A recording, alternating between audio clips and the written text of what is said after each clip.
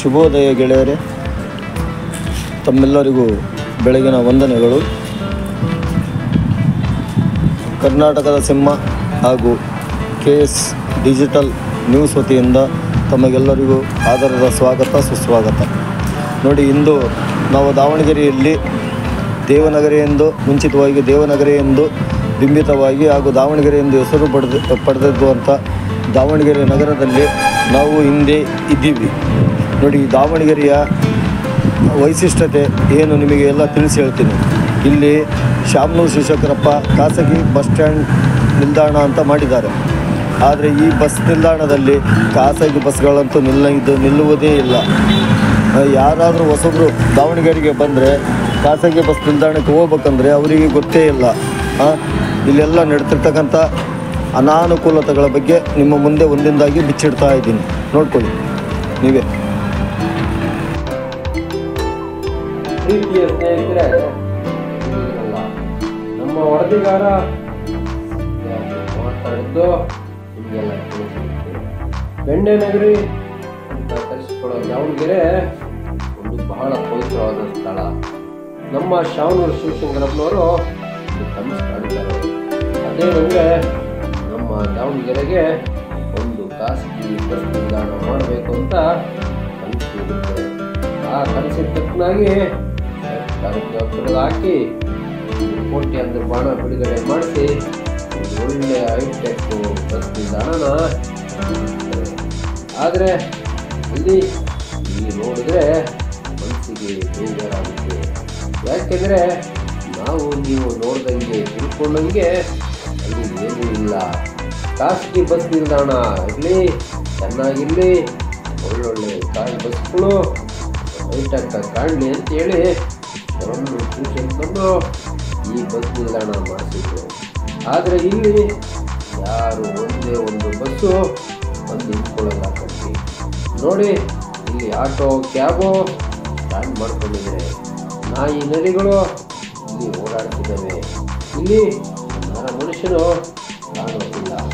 ಯಾರಾದರೂ ದಾವಣಗೆರೆಗೆ ಹೋದರೆ ಖಾಸಗಿ ಬಸ್ ನಿಲ್ದಾಣ ಎಲ್ಲೈತೆ ಅಂತೇಳಿ ಹುಡುಕೋಬೇಕಾಗುತ್ತೆ.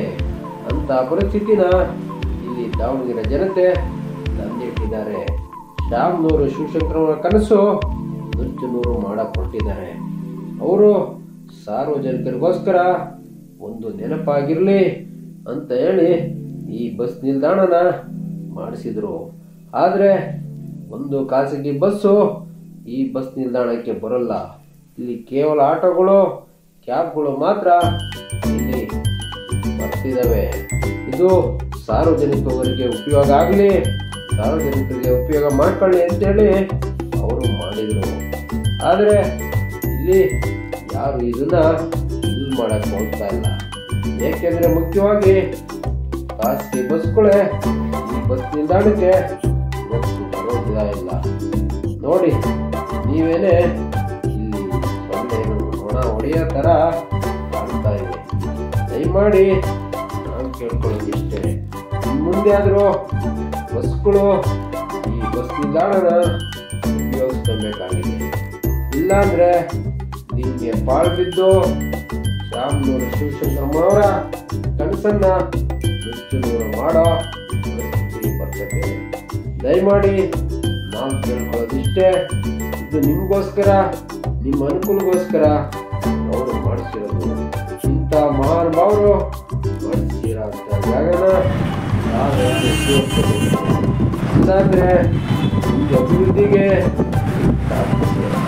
ಏಕೆಂದರೆ ನೀವು ಒಬ್ಬರಿಗೆ ಸಹಕಾರ ಕೊಟ್ಟರೆ ಏನು ಬೇಕಾದ್ರೂ ಮಾಡೋಕ್ಕೆ ನೀವು ಸಹಕಾರ ಕೊಡಲಿಲ್ಲ ಅಂದರೆ ಅನುಕೂಲವಾಗುತ್ತೆ. ಮಾಡಲಿಲ್ಲ ಹೆಚ್ಚೂರು ನಮ್ಮ ಕೊಟ್ಟು ಇಂಥ ಒಂದು ನಿಲ್ದಾಣನ.